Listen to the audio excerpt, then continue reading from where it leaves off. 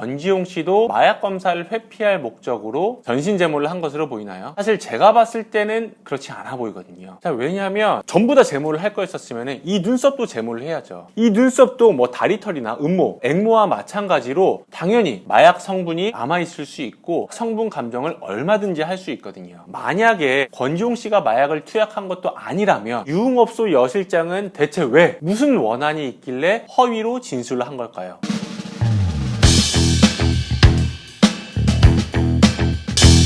안녕하십니까. 변호사랑의 형사전문 변호사 최유준 변호사입니다. 지난 시간에 이어서 권지용 씨의 마약 사건에 대해서 한번 다뤄보려고 하는데요. 영상을 아직 보지 못하신 분은 한번 보고 오시길 바라고요. 촬영 이후에 권지용 씨가 출석해서 조사를 받게 되었고 그 과정에서 전신을 제모한 사실이 알려지면서 사회적으로 큰 논란이 일었습니다. 이번 시간에는 권지용 씨가 전신 제모를 한 것이 왜 문제가 되는 것이며 마약 전문 변호사로서 이 사건을 어떻게 바라보는지에 대해서 말씀드리겠습니다.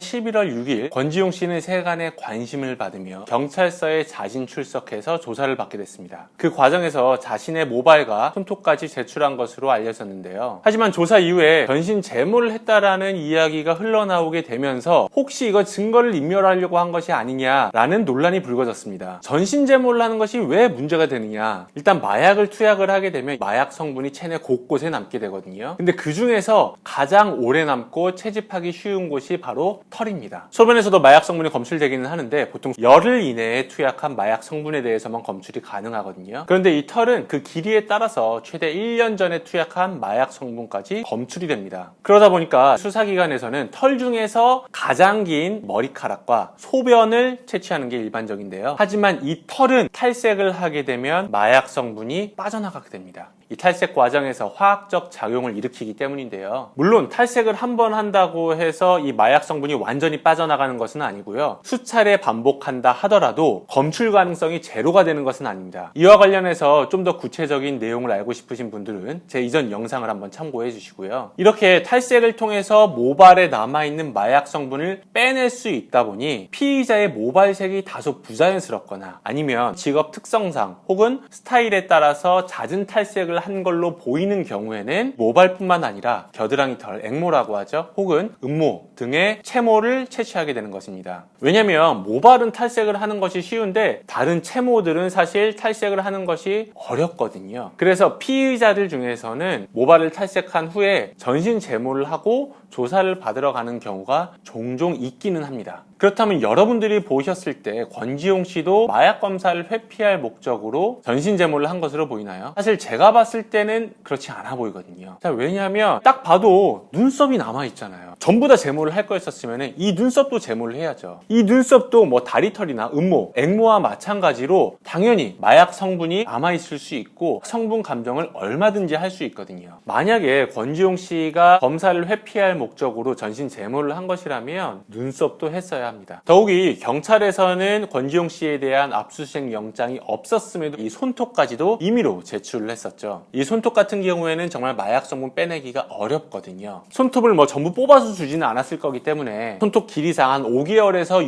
6개월 전에 투약한 마약 성분만 검출할 수 있을 것으로 보이기는 하는데요. 어쨌든 본인에게 불리할 수도 있는 증거를 제출했다. 분명히 의미가 있는 것이죠. 만약에 수사기관이 채모를 더 확보하고 싶었다라고 한다면 눈썹 가져갔으면 됐잖아요. 이처럼 수사기관으로서는 권지용 씨의 마약 혐의에 대해서 충분한 자료를 확보한 것으로 보이는데 권지용 씨가 전신 제모를 했다라는 뉴스들이 흘러나오는 의도를 저로서는 조금 이해하기가 어렵습니다.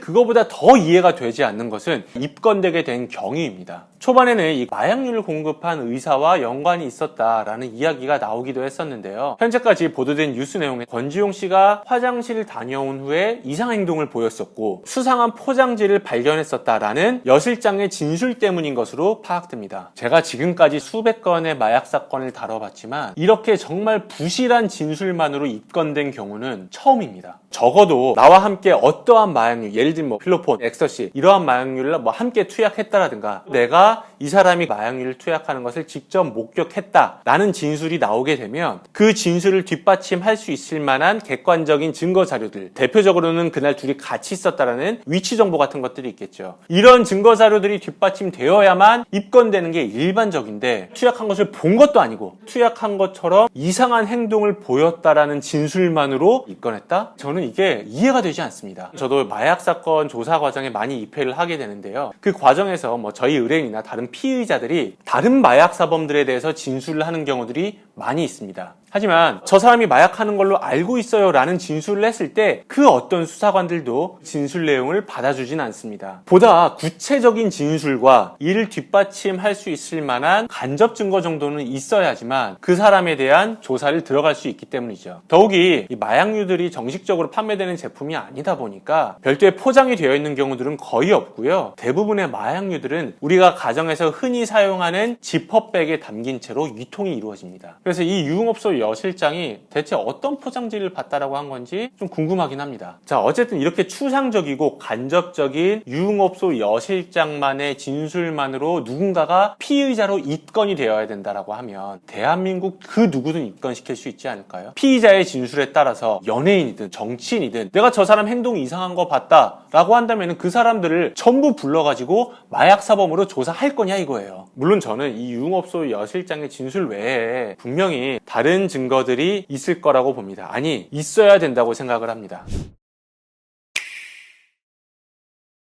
근데 여러분들께서 조금 이해 안 되는 부분이 하나 있을 거예요. 만약에 권지용 씨가 마약을 투약한 것도 아니라면 유흥업소 여실장은 대체 왜 무슨 원한이 있길래 허위로 진술을 한 걸까요? 그것은 바로 마약 범죄의 특성 중 하나인 공적 때문인데요. 마약 범죄는 사회적 법익을 침해하는 범죄이다 보니까 강간처럼 직접적인 피해자가 없습니다. 이렇게 직접적인 피해자가 있는 사건에서는 피해자와의 합의가 특별 양형인자로 작용을 하는데요. 특별 양형인자라는 것은 대폭적인 감형이 이루어질 수 있는 양형 요소를 의미합니다. 피해자와의 합의에 필적할 만큼 마약 범죄에서 특별 양형인자로 작용하는 강력한 감형 요소가 있습니다. 바로 중대한 수사협조, 일명 공적이라 불리는 것인데요. 공적이라는 것은 수사기관에다가 내가 알고 있는 다른 마약 사범에 대한 정보를 제공하고 수사에 협조를 하는 대신 내 사건에 있어서 감형을 받는 것을 의미합니다. 실제 제가 수행한 사건들 중에서도 이러한 공적으로 인해서 대폭적인 감형이 이루어진 사건들이 많이 있는데요. 현재 문제가 되고 있는 유흥업소 여실장 같은 경우에는 동종전과가 있고 특히나 집행유예를 받은 전력이 있기 때문에 이 사건으로 인해서 구속이 되고